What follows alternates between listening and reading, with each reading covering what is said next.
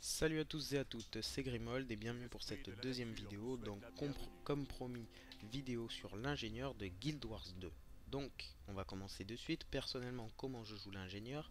Je le joue en pistolet à chaque main pour les dégâts par altération, car les compétences avec les pistolets sont principalement des dégâts par altération. Concernant les points d'aptitude, donc en fait le build je l'ai basé comment? Le build je l'ai basé sur les dégâts critiques et les dégâts par altération. Donc ça va consister en quoi à peu près? Il n'y aura pas comme l'envoûteur, d'ailleurs en regardant la première vidéo vous verrez, l'envoûteur était basé sur vraiment comment dire, un enchaînement à suivre pour être à peu près efficace. Là non. Là en fait le principe ça va être d'entamer l'adversaire avec les dégâts critiques donc et le finir avec les dégâts par altération. Voilà. Donc pour équilibrer j'ai mis 10 en explosif qui me conserve la puissance, 30 en arme à feu pour la précision et dégâts par altération, et 30 en outils pour dégâts critiques et vitesse de rechargement de la ceinture. Donc la ceinture c'est quoi? C'est F1, F2, F3, F4. C'est des compétences que je peux utiliser et qui ont des temps de rechargement, mais qui peuvent changer en fonction de ce que j'ai mis en 6, 7, 8 et 9, en mini-sort en gros. Donc, en gros, en 6, j'ai mis tourelle curative, pour que la ceinture me confère régénération quand j'active. J'ai mis tourelle mitrailleuse en 7, pour avoir un tir surprise. Donc le tir, en gros, quand on fait un tir de la ceinture, j'ai mis un point de talent qui me permet qu'à chaque fois que je fais un tir de la ceinture, un éclair qui part derrière. Donc en gros, il y a 2 dégâts qui arrivent sur la cible, et en plus, grâce à une compétence toujours donc à outils, à la point d'aptitude outil, ça me permet d'avoir un rechargement de seulement 10 et là de 60, mais bon c'est pas excessif. Voilà. Ensuite donc tourelle de roquette qui me permet de balancer une roquette et donc un éclair derrière, et le lance-flamme pour munitions incendiaires qui me permet que mes 3 prochaines attaques brûlent l'ennemi. Donc ce qu'on va chercher c'est les dégâts critiques en priorité et l'altération derrière. Donc comme je vous ai expliqué, il n'y a pas à l'inverse de l'envoûteur, il n'y a pas d'enchaînement. Pardon, j'ai du mal à enchaîner mes phrases. Donc il n'y a pas d'enchaînement précis. Donc je vais vous montrer de suite. En gros, ça va pas être précisément une explication, ça va plutôt être une démonstration de ce build et de ce que vous pouvez faire avec ou pas. Par contre, le petit truc à savoir, c'est que du coup, on est assez fragile en fait. Donc dès que quelqu'un nous tombe dessus, c'est vrai qu'on est assez fragile. Donc le but, ça serait quand même de se déplacer en haut. Donc on va de suite commencer. On focus les lemmes, donc le 1, le 2 pour empoisonnement, le 3 qui permet de riposter sur les autres, le 4 brûlure, hop, je suis passé en dessous, F2, F3, voilà, et ensuite on recommence, empoisonnement, hop, celui qui ricoche, et voilà, donc l'adversaire est par terre, bien sûr il y avait les altérations, je sais pas si vous avez vu, donc 1, F2, et en fait tout ce qui se recharge on l'active, en faisant en sorte que, je sais pas si vous avez vu, voilà, 2477 en critique. Hop, et voilà, je lui ai posé, j'ai pas le temps de vous montrer, mais je lui ai posé un certain nombre d'altérations en fait, qui m'ont permis que, hop, alors la tourelle curative j'ai carrément oublié, c'est vrai que ça aide les alliés. Donc le but étant de mettre un maximum d'altérations. Ne posez pas les tourelles, sinon vous ne pourrez plus utiliser les compétences de votre ceinture. Voilà, donc avec les altérations, en fait, après il tombe tout seul. Après, moi je continue mon tir automatique dessus, ce qui permet de maintenir une cadence entre tir automatique et dégâts par altération. Voilà, tout simplement. Donc allez, bon, c'était une partie en cours, donc on va en faire une deuxième pour que vous ayez bien, vous voyez bien ce que je veux dire. Hop, alors les dégâts par la ceinture, voilà. Alors je sais pas si vous avez vu, mon tir à la ceinture a fait donc 1033 en critique.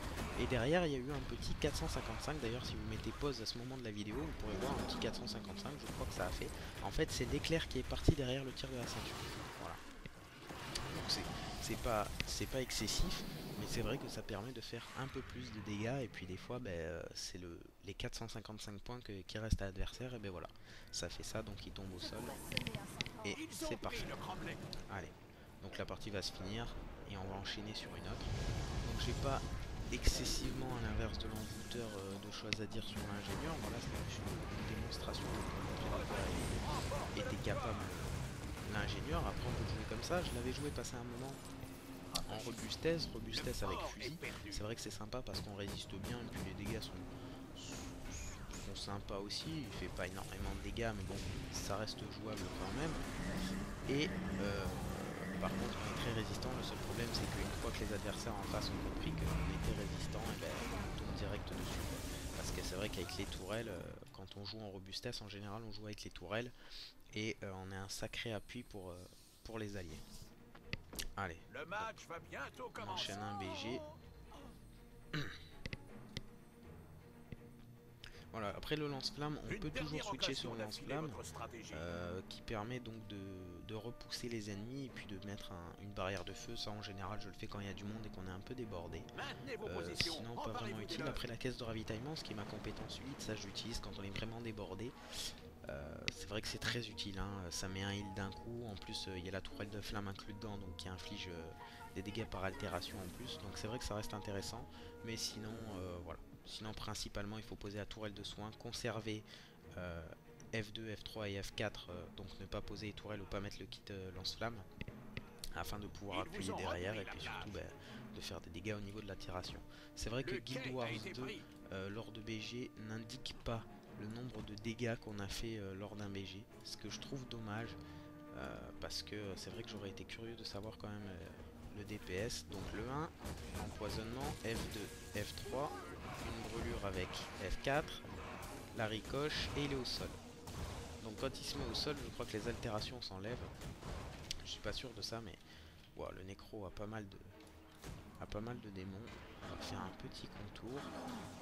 Traître comme on dit. L'ennemi a pris les ruines.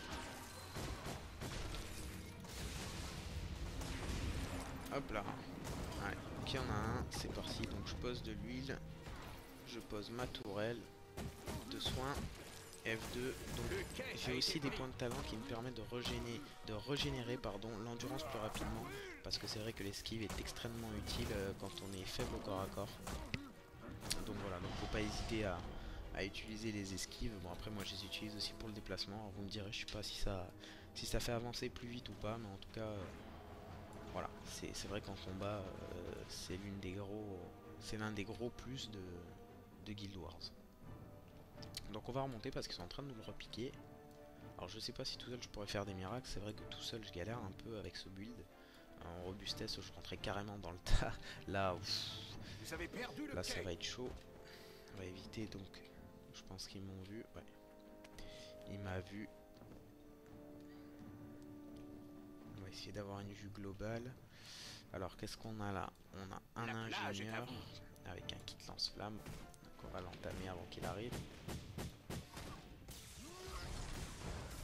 Donc n'hésitez pas à tout lâcher, hein. Voilà, vous voyez les altérations continuent, 403 d'altération et tout ça, continue à l'entamer. Par contre là, il y a le nécro qui arrive, je vais back.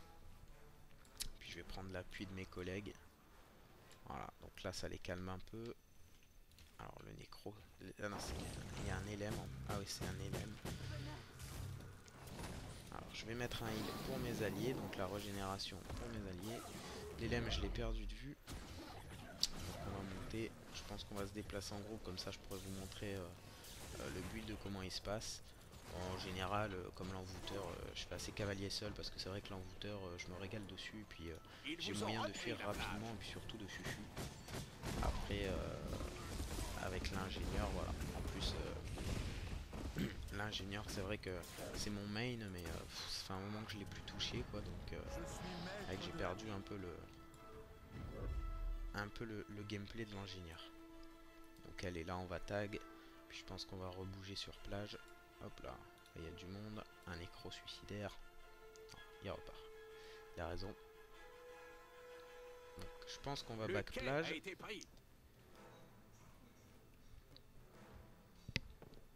Donc voilà, c'est pas un build qui fait des miracles, c'est clair, mais ça va vous permettre de jouer convenablement. Après, après si vous voulez que je fasse... après je peux faire sans souci sur demande une vidéo rapide, oui et non, mais une vidéo du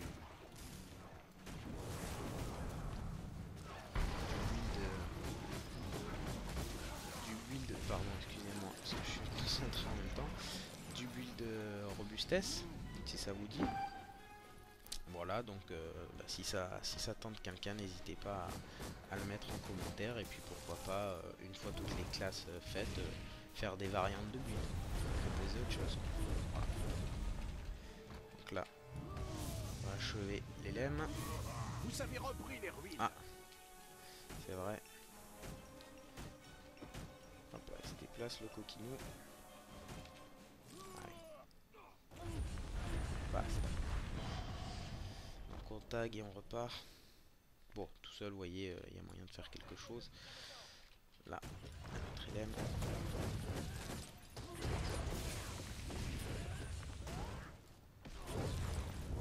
Je vais mettre la colle. L'ennemi a pris les ruines.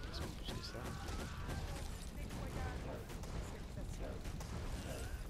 Essayer de lui mettre un maximum d'altération.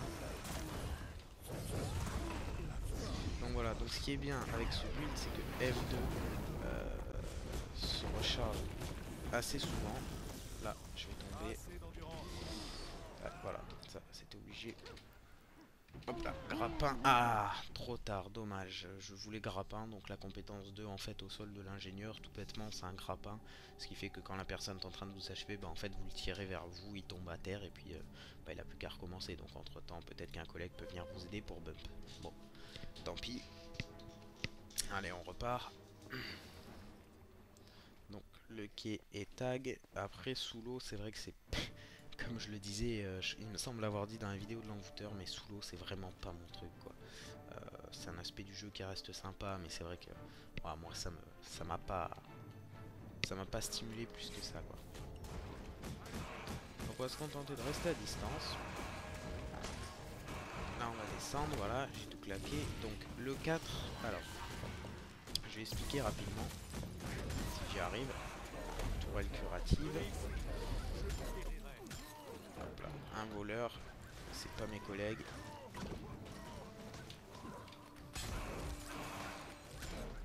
Voilà, pourquoi c'est pas mes collègues? Parce que c'est plus qu'énervant.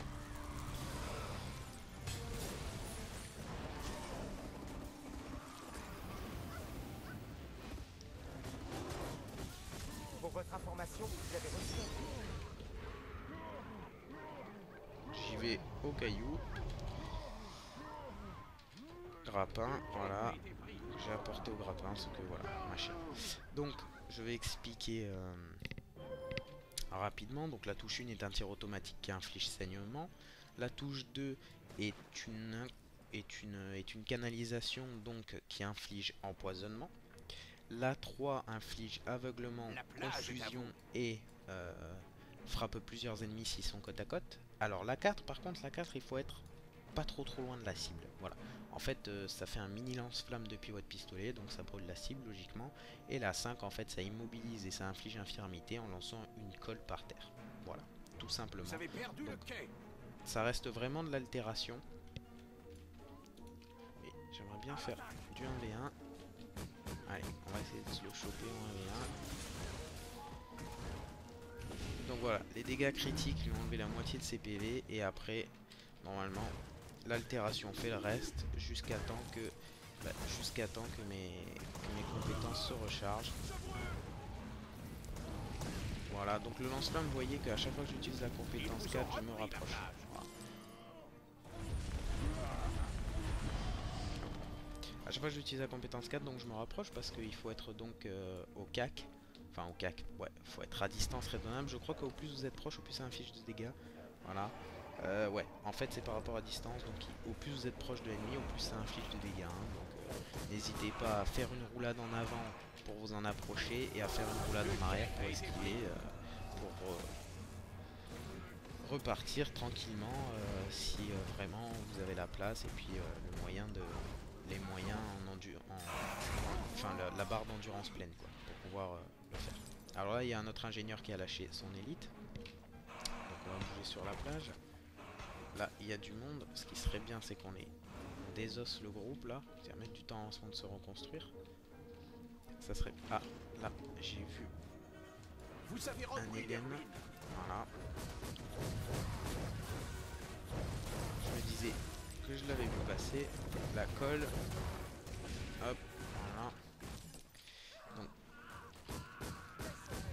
L'empoisonnement, donc la touche 2 et le F2 se rechargent rapidement. Je lâche mon élite parce que là, tac, je mets ma tourelle.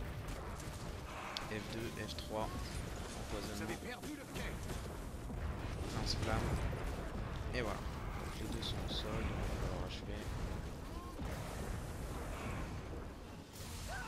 Ok, c'est fait.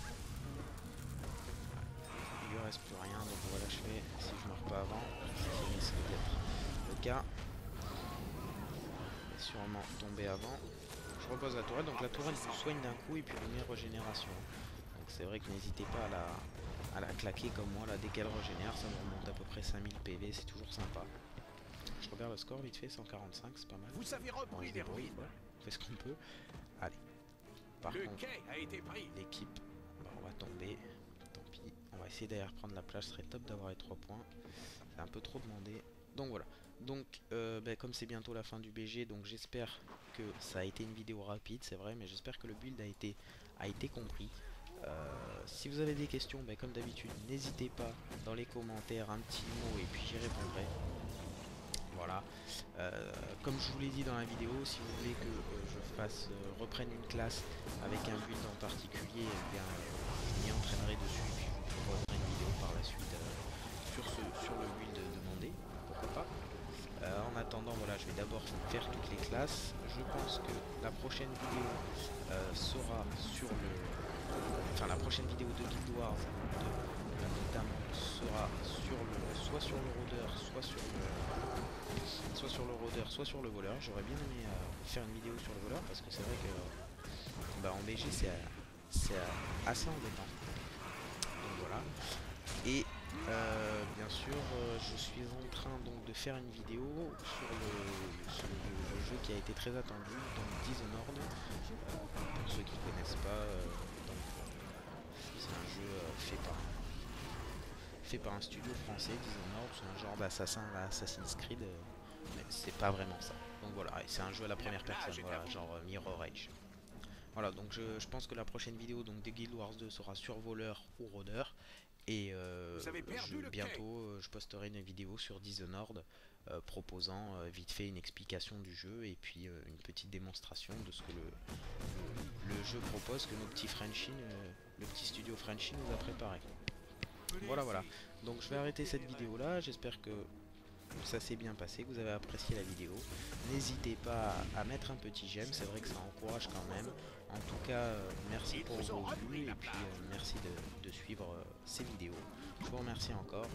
Passez une bonne soirée puisqu'on est le soir, je sais pas pourquoi je vous dis ça, mais allez, bon jeu à tous, ciao ciao.